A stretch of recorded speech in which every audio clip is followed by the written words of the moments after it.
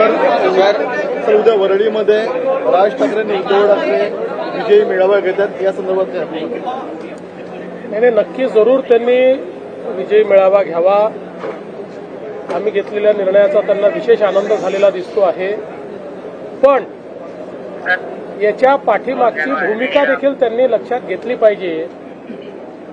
Committee तयार करणारे ते, त्या कमिटीमध्ये आपल्या उपनेत्याला टाकणारे ते, त्या कमिटीचे रिकमेंडेशन की पहिलीपासनं 12वी पर्यंत हिंदी सक्तीची करा, कॅबिनेटमध्ये घेणारे ते, कॅबिनेटचा निर्णय करणारे ते, निर्णयावर सही करणारे ते, मिनिट्सवर सही करणारे ते, आणि आता विजय मेळावा घेणारे तेच.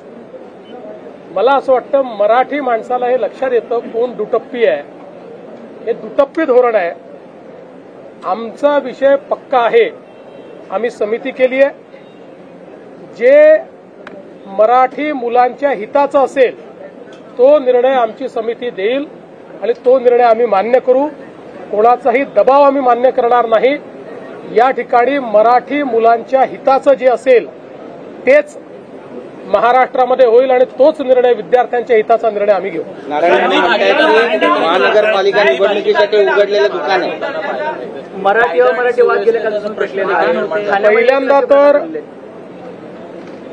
भाषेवर मारहाण करणं हे अतिशय चुकीचं आहे.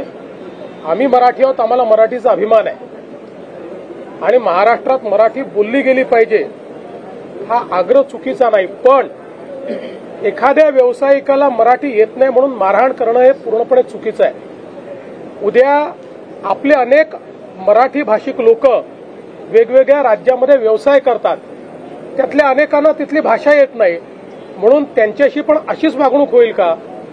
भारतामध्ये अशा प्रकारची वागणूक आणि गुंडशाही ही योग्य नाहीये आणि म्हणून अशा प्रकारची गुंडशाही जर केली तर त्याच्यावर योग्य कारवाई ही केलीच जाईल.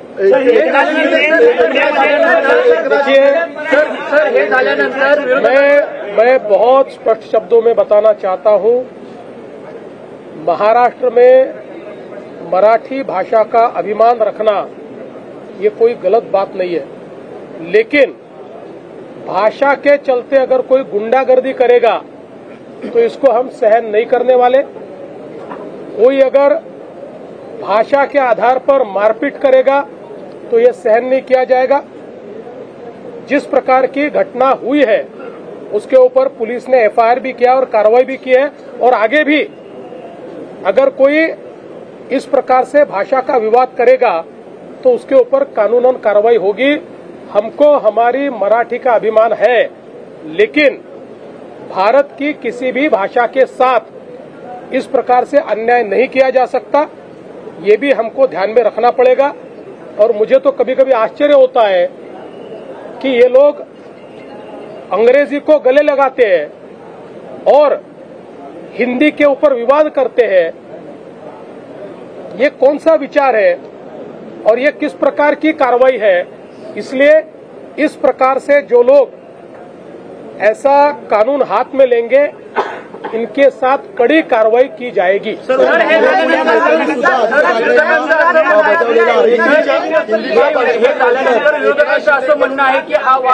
एकनाथ शिंदे यांनी जय महाराष्ट्र जय गुजरात म्हटलं, व्यापाऱ्यांचा वादाचा काय अर्थ आहे? काय व्यापाऱ्यांनी त्या ठिकाणी व्यापार करू नये? एखादा मराठी व्यापारी हा जर आसाममध्ये जाऊन व्यापार करत असेल आणि त्याला जर आसामी भाषा शिकायला वेळ लागला तर काय त्याला आसाममधल्या लोकांनी मारायचं? त्याच्यामुळे हे योग्य नाही आहे. अशा प्रकारे वागणं योग्य नाही. खरा अभिमान असेल ना तर मराठीची सेवा करा. खरा अभिमान असेल मराठी शिकवा. खरा अभिमान असेल क्लासेस चालू करा. खरा अभिमान असेल तर लोकांना मराठी बोलायला प्रवृत्त करा. आणि खरा अभिमान असेल आपल्या मुलांनाही मराठी शिकवा ना, मराठी शाळेत टाका ना. अशा शाळेत का टाकता जिथे मराठी ही तिसरी भाषा आहे?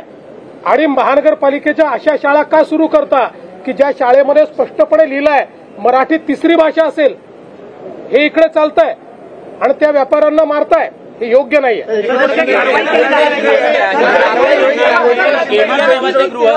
एकनाथ शिंदे यांनी पुण्यामध्ये जय गुजरातचा असा नारा दिलेला आहे. असं म्हणतात की अमित शहा यांना खुश करण्यासाठी त्यांनी हे वक्तव्य केलं. असं आहे, आपल्याला मी आठवण करून देतो, यापूर्वी एकदा चिकोडीला छत्रपती शिवरायांच्या पुतळ्याचं उद्घाटन करताना माननीय शरद पवार साहेब हे जय महाराष्ट्र आणि जय कर्नाटक म्हणाले होते. याचा अर्थ काय?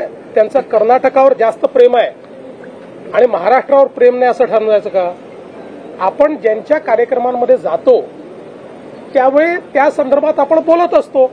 आता गुजराती समाजाच्या कार्यक्रमात गेल्यानंतर जे गुजरात म्हटलं म्हणजे आता एकनाथ शिंदेचं गुजरातवर प्रेम ठरलं आणि मराठीचं प्रेम कमी झालं आणि महाराष्ट्रावरचं प्रेम कमी झालं. इतका संकुचित विचार मराठी माणसाला शोभत नाही. मराठी माणूस हा वैश्विक आहे. याच मराठी माणसाने अटकेपार झेंडा नेलाय. याच मराठी माणसाने संपूर्ण भारताला स्वतंत्र केलेला आहे. संपूर्ण भारतातली मोगली सत्ता घालवण्याचं आणि दिल्लीवर भगवा झेंडा लावण्याचं काम या मराठी माणसांनी केलं आहे. आणि एवढा संकुचित विचार जर कोणी त्या ठिकाणी करत असेल तर चुकीचं आहे. असे मुद्दे भ्रष्टाचाराचे मुद्दे नसल्यामुळे उपस्थित केले जात आहेत. विरोधकांजवळ मुद्देच राहिलेले नाहीत. त्यांचा लोकांशी टच देखील राहिलेला नाही. लोकांच्या मनात काय हे देखील त्यांना माहिती नाही. आणि म्हणूनच ते असे मुद्दे उचलत आहेत की जे मुद्दे खरं म्हणजे असे आहेत की ज्यातनं लोकांवरही त्याचा परिणाम होत नाही. काँग्रेस म्हणतात की महाराष्ट्रात राहूनही आम्ही मराठी शिकणार नाही. अशा व्यक्तींचं, अशा उद्योजकांचं काय करायचं? असं आहे की आपण महाराष्ट्रात राहिल्यानंतर मराठी शिकावी असा आग्रह करू शकतो पण दुराग्रह करू शकत नाही. मी उद्या तमिळनाडूमध्ये गेल्यानंतर कोणीही मला हा दुराग्रह करू शकत नाही की मी तमिळ शिकली पाहिजे. मला आवडते तमिळ भाषा, चांगली भाषा आहे. पण मला दुराग्रह नाही करू शकत कोणी. मला जर मराठीत बोलायचं तर मी मराठीत बोलीन. पण मला जर तिथे कोणी दुराग्रह करेल तर ते योग्य असेल का? आपण एका देशात राहतो, भारतात राहतो. आपण हे काही आपले बाजूचे भाषा आणि बाजूचे देश पाकिस्तान नाही आहे. बाजूचे राज्य हे पाकिस्तान नाही आहेत. एवढी संकुचित मनोवृत्ती मराठी माणूस ठेवू शकत नाही. सर, कांग्रेस ठाकरेंची साथ सोडल्याचं गुजरात पर प्रेम है, उनको आप क्या जवाब दें? देखिए, मैं याद दिलाना चाहता हूं, इससे पहले भी चिकोड़ी में जिस समय छत्रपति शिवाजी महाराज के प्रतिमा का अनावरण हो रहा था उस समय आदरणीय शरद पवार जी ने जय महाराष्ट्र जय कर्नाटक कहा था. उसका अर्थ ये होता है क्या कि शरद पवार जी को कर्नाटक ज्यादा प्यारा है और महाराष्ट्र प्यारा नहीं है? हम लोग जहां जाते हैं वहां के लोगों को जो अच्छा लगता है ऐसी बात हम लोग करते हैं. सभी नेता करते हैं. अब गुजराती समाज में जाने के बाद जय महाराष्ट्र और जय गुजरात कहा तो मुझे लगता है कि इसमें इतना बवाल करने की आवश्यकता नहीं है. हम एक भारत के लोग हैं. हम सारे लोग भारतीय हैं. हमको पहला अभिमान महाराष्ट्र का होना चाहिए. पर इसका मतलब ये नहीं है कि दूसरे राज्यों के प्रति हमको कोई गुस्सा हो या उनके प्रति हमारा कोई तिरस्कार हो. अब पाकिस्तान के प्रति तिरस्कार समझा जा सकता है पर बाजू के राज्यों के प्रति तिरस्कार तो नहीं हो सकता है ना. इसलिए मुझे ये लगता है कि कहीं से भी इस वाक्य के माध्यम से शिंदे जी के महाराष्ट्र प्रेम पर अगर कोई प्रश्न चिन्ह लगाता है तो बहुत संकुचित विचार वो कर रहा है. काँग्रेसचे नेते उदित राज यांनी सुद्धा याचवरून आदित्य ठाकरेंना सुनावलंय की तुम्ही सातत्याने या भाषिक वादावरती राजकारण केलेलं आहे. तुमची मुलं मात्र इतर शाळांमध्ये शिकतात. काँग्रेसचे नेते उदित राज ते काय बोलले मला माहिती नाना पटोले डर का माहौल है, उन्हें क्या कैसे आश्वासन देंगे? मीरा रोड की घटना के बाद कुछ लोग देखिए, मीरा रोड की घटना के तुरंत बाद एफआईआर भी दाखिल हुआ और कार्रवाई भी हुई है. इस प्रकार से कोई भाषा के आधार पर गुंडागर्दी करेंगे तो हमारी सरकार उनको छोड़ेगी नहीं, उनके ऊपर कार्रवाई करेगी. मैं वापस कह रहा हूं, स्वभाषा का अभिमान होना चाहिए, मातृभाषा का अभिमान होना चाहिए. पर उसको आगे करके अगर कोई गुंडागर्दी करेगा तो सहन नहीं किया जाएगा. नाना पटोलेच्या पद्धतीनं म्हणताय गुजरातच्या नेत्यांचा दबाव आहे महाराष्ट्राच्या नेत्यांवरती म्हणून नाना पटोलेंना दिल्लीच्या दबावाची सवय आहे. सोनियाजींच्या, राहुलजींच्या दबावाची सवय आहे. त्याच्यामुळे त्यांना सगळीकडे असाच दबाव दिसतो. मी त्यांना सांगू इच्छितो, ही काँग्रेस नाही, ही भाजप आहे. जनसभा कामगारांच्या संदर्भातला एक पत्रकाराचा विषय मांडला होता की ज्याच्यामध्ये सातारामधले जे व्यक्ती आहे माथाडी कामगारांनी करोडो रुपयांची प्रॉपर्टी केलेली दिसून आले. गोरगरिबांचे पैसे त्यामध्ये मोठ्या प्रमाणामध्ये घेतले गेलेले, त्याची तक्रार सुद्धा दाखल झाली. इन्क्वायरी कशा स्वरूपात झाली, काय असेल ते असं आहे की आत्ता माझ्याकडे त्याची पूर्ण माहिती नाही, पण प्रवीण दटकेंनी जे मांडलेलं आहे त्याची माहिती घेऊन निश्चित असं कोणी केलं असेल तर त्याच्यावर कारवाई केली जाईल.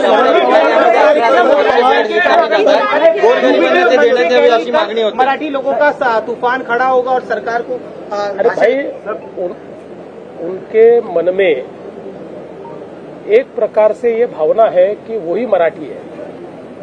वो मराठी थोड़ी, हम भी मराठी है, हमको भी मराठी चुनकर देते हैं. हमको जो इतने वोट मिले 51% मराठी लोगों ने वोट दिए है, इसलिए केवल वो मराठी नहीं है, उनमें मन से संशय निकाल देना चाहिए. मराठी हमारे पीछे है और हमारे साथ रहेंगे. चर्चा करत होते 2014 मध्ये सुद्धा युतीमध्ये आणि 2016-17 भाजप सोबत जाण्याचा निर्णय अंतिम टप्प्यात झालेला होता. सुनील तटकरे असं म्हणत आहेत आज. ते खरंच आहे. आपल्या रुग्णालयामध्ये 11,500 बेड्स आहेत. सरकारची भूमिका अतिशय स्पष्ट आहे. शक्तीपीठ महामार्ग आम्ही करणार आहोत. या संदर्भात जे अडचणीचे मुद्दे आहेत त्यात चर्चेतनं मार्ग काढणार आहोत.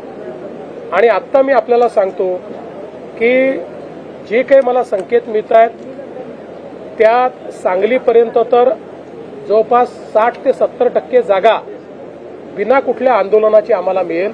20-30% जागेकरता आम्हाला थोडी चर्चा करावी लागेल आणि ज्या काही शंका आहेत शेतकऱ्यांच्या त्या आम्हाला दूर कराव्या लागतील, त्या आम्ही दूर करू. कोल्हापूरच्या संदर्भातली जी काही अलाइनमेंट आहे त्या संदर्भात आमचा कुठली बेस्ट अलाइनमेंट असेल असा आमचा प्रयत्न चाललेला आहे. कोल्हापूरमध्येही आता मोठ्या प्रमाणात लोक आम्हाला भेटत आहेत, जमीन घ्या म्हणून म्हणतायत, तशी निवेदनं देत आहेत. त्यामुळे शक्तीपीठ मार्ग हा काही देवेंद्र फडणवीस, एकनाथ शिंदे किंवा अजित पवार यांचा इगो सॅटिस्फाय करण्याकरता करायचा नाहीये. हा मार्ग मराठवाडा आणि राज्यातले सगळे दुष्काळी जिल्हे यांच्याकरता वरदान ठरणार आहे. मोठ्या प्रमाणात पर्यटनातनं रोजगाराची निर्मिती आणि जसं मी सांगितलं की शक्तीपीठ महामार्गामध्ये प्रत्येक 100 किलोमीटरमध्ये 500 ते 1000 शेततळी आम्ही तयार करणार आहोत. सगळ्या जेवढे नाले आहेत या नाल्यांना ब्रिज कम बंधारा आम्ही तयार करणार आहोत. त्यामुळे जलसंवर्धनाचा देखील हा महामार्ग असेल. मोठ्या प्रमाणात याच्यातनं सौर ऊर्जेची निर्मिती आम्ही करणार आहोत. त्यामुळे ग्रीन अशा प्रकारचा हायवे की ज्यातनं जो दुष्काळी भाग आहे या दुष्काळी भागाला मदत होईल. ज्यावेळी आम्ही समृद्धी महामार्ग केला याच्यापेक्षा जास्त विरोध लोकांनी केला आणि लोकांपेक्षा नेत्यांनी केला, पण आज ते सगळे समृद्धी महामार्गावर प्रवासही करतात आणि समृद्धी महामार्गाची त्या ठिकाणी प्रशंसाही करतात. त्यामुळे कुठलंही नवीन काम हातामध्ये घेतलं तर लोकांमध्ये गैरसमज असतात, त्यामुळे त्याला विरोध होतो. पण विरोधाकरता जर आपण या ठिकाणी सगळे इन्फ्रास्ट्रक्चर प्रोजेक्ट बंद केले तर महाराष्ट्राचा कधीच विकास होणार नाही.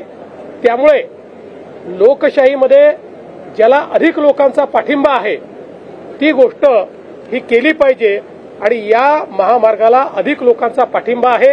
काही राजकीय लोक हे जाणीवपूर्वक राजकारण आणून त्याच्यामध्ये वेगळ्या प्रकारे त्याला नेण्याचा प्रयत्न करतायत, पण जनता आम्हाला साथ देईल.